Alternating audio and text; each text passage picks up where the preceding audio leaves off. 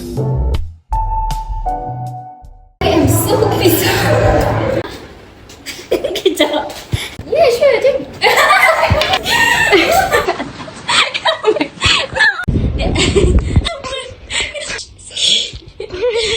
Macam pelik je.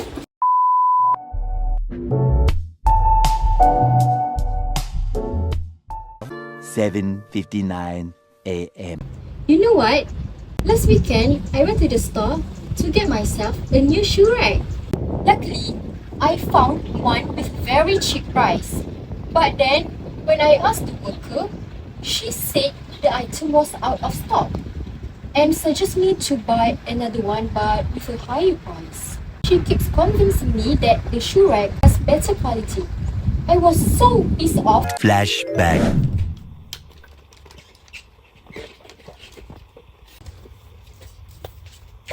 Excuse me, miss. Yes. Sorry, miss. Can I have two of these? Okay, let me check for this in the stock. I'm sorry, miss. This is out of stock, but I do have a better suggestion.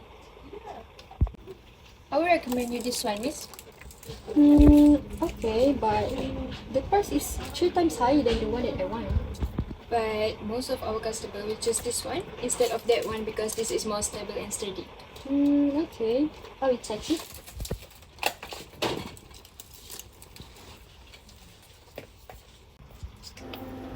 I can't believe she fell for that. End of flashback. That was depressing. Yeah, they shouldn't do that. Last week, I also bought something from Shopee because my moisturizer was out of stock. And then, this one shop, when I look at the review was very good at first. So, I just bought it. But then, you know what I got? Flashback.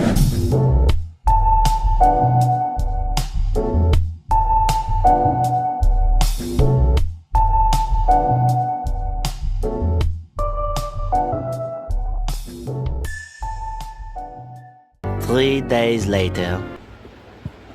It's already time for me to do my night skincare routine.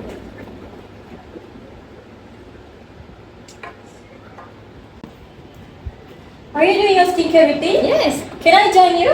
Yeah, sure.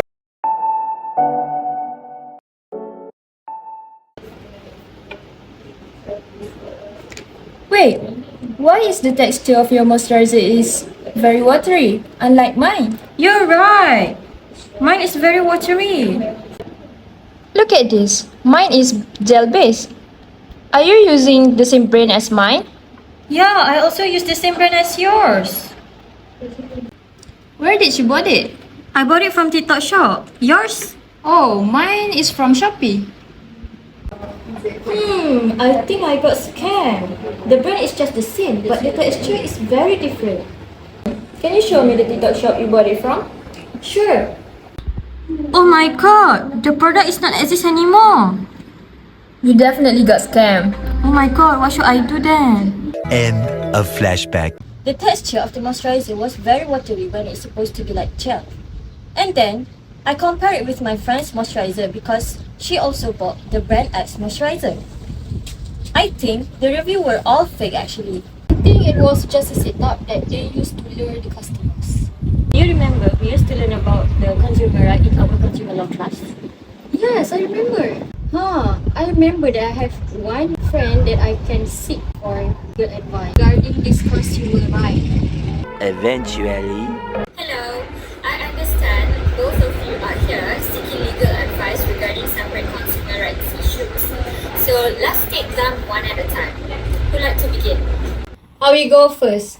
I recently got scammed through what I now realize was false advertising. It was a classic bait and switch scheme. I'm sorry to hear that, Miss Shaza. But could you please explain what happened? I went to the store a few days ago and the item that I wanted to buy was deeply discounted. When I asked the worker in charge, she said the advertised model was out of stock and tried to sell me a more expensive one. I felt pressure and ended up buying the pricier option. Later, I realized this was likely a setup. That's frustrating, but unfortunately not uncommon. The practice you describe about advertising a product at a low price to lure customers in and then pushing them toward a higher price item is illegal under consumer protection laws. Did you save any documentation like the original receipt or your communication with the worker? Yes, I snapped the receipt and saved for future references. Excellent! That evidence is crucial. Bait and switch tactics violate laws and Consumer Protection Act. With the documentation you have provided, we can file a complaint with the MCA, which is Malaysia Consumers Association, and possibly pursue legal action for misrepresentation and damages. That's a relief. I felt so helpless. You're not alone, and there are protections in place for situations like this. I'll prepare the necessary paperwork and guide you through the process. Section 13 of the Consumer Protection Act 1999 of Malaysia addressed bait advertising, making it illegal for anyone to advertise goods or services at a specified price if they do not intend to supply them at that price or if they have no reasonable basis to believe that they can supply the goods or services at that price and in the advertised quantities. The advertisement must also reflect a reasonable period of availability, taking into account the market conditions and the nature of the act. This provision aims to prevent businesses from using deceptive advertising tactics to attract consumers with offers they cannot fulfill. Now, Miss Ain, let's discuss your issue. Thank you. My situation involved hidden costs and I believe fake reviews. Go on. I recently bought a skincare product through an online website. The advertised price seemed great, but when I checked out, there were extra fees that were not mentioned upfront. Worse, the product had glowing reviews, but when I got the item, it was a disaster because it was different from the picture displayed. I suspect those reviews were fake. Hidden fees and fake reviews are both serious issues. Many states have laws requiring businesses to disclose all fees upfront.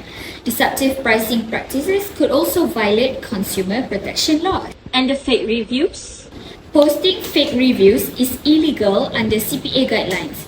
If you have proof like discrepancies between the reviews and your actual experience or evidence that the reviews came from non-customers, that will strengthen your case for sure. I took screenshots of the reviews and have photos of the condition of the product. Great work. Those will help. First, we'll file a formal complaint with the MCA and any applicable consumer protection agencies.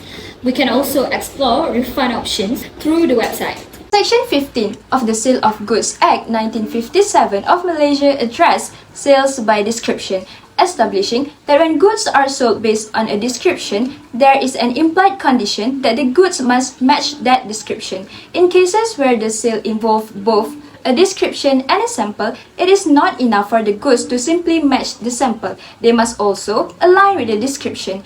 This provision ensures that consumers receive the exact goods they were promised, whether based on description, sample, or both, thereby protecting them from receiving goods that differ from what was originally represented. Thank you. I felt so misled and didn't know where to start. That's why I'm here. Both of your cases involve deceptive practices that the law is designed to address. I'll draft the necessary complaints and outline next steps for both of you. Thank you so much, Miss Tyra. Yes, thank you. I feel much better knowing I have options. You're welcome. Remember, consumer protection laws exist to safeguard people like you. Let's take this step by step and ensure your rights are upheld.